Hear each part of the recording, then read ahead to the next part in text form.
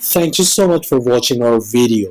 Please do not forget to like, comment, share and subscribe to Reality of Islam.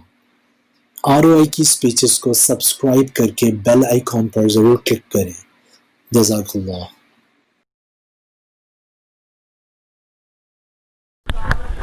जी, ये ख़ातून ने ये सवाल पूछा है कि बाज़ औरतें घर में जब कंघी वगैरह करती हैं तो उस कंघी से जो बाल उनको हासिल होते हैं, यानी जो बाल कंघी करते हुए गिर जाते हैं, कंघी के अंदर जमा हो जाते हैं, तो उन बालों को ख़वातीन जमा करती रहती हैं और जमा करने के बाद वो एक अच्छी खासी तादाद में, वज़न में, मिक़दार में हो जाते हैं, जमा हो जाते हैं।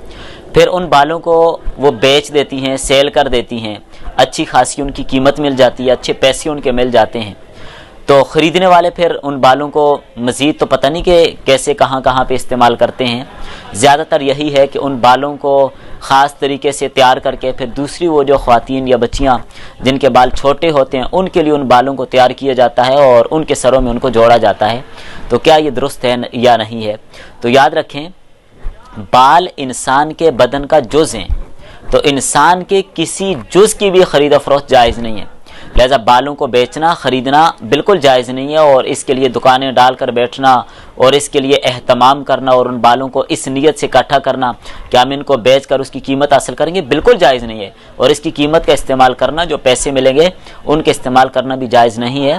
लिहाजा ख़वातीन को ये मसला मालूम होना चाहिए कि जो बाल सर से गिर जाते हैं उनको फेंके भी ना, किसी जगह पर उनको दफन कर देना चाहिए। बहरहाल उनको बेचना किसी तरह भी जायज़ नहीं है और न ही उसके एवज़ में जो कीमत मिली है उस कीमत का इस्तेमाल करना, उसका खाना हलाल होगा, जायज़ नहीं होगा। इसलिए जी, इनका सवाल ये है कि बाज़ वालिदैन अपनी औलाद को बवजह नाफरमानी के आग कर देते हैं, क्या ये शरीयत में जायज़ है या नहीं है, या कब आग करना दुरुस्त है और कब दुरुस्त नहीं है, किन सूरतों में जायज़ है और किन सूरतों में जायज़ नहीं है? तो याद रखें, आग का मतलब ये है कि अपने माल मतरूका से अपनी औलाद को महरूम करना। तो अगर कोई आदमी अपनी औलाद के बारे में लिख कर दे दे, या ज़बानी दे दे, या अखबारात में इश्तिहार लिख कर लगा दे, या सादे कागज़ पर लिख दे, स्टाम्प पेपर पर लिख कर दे दे कि मैंने अपने फलां बेटे को आग किया बवजह नाफरमानी की, तो उसके ये कहने और लिखने से, उसके ये ऐलानात करने से, चाहे उस पर वो गवाह कायम कर ले, जो भी करे, औलाद विरासत से महरूम नहीं हो। ये एक ऐसा हक है कि इसको कोई महरूम नहीं कर सकता। तो बजाय इसके कि उसको आग किया जाए, उसके लिए दुआएं की जाएं, उसको समझाया जाए, उसको उलमा के साथ बिठाया जाए, बाज़ नसीहत के ज़रिए से उसको समझाया जाए ताकि वो नाफरमानी से बाज रहे।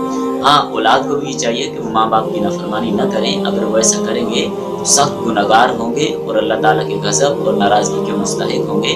बल्कि बाज़ औक़ात ऐसों को अल्लाह ताला दुनिया में ही सज़ा देता है। अल्लाह ताला हम सबको महफूज फरमाए।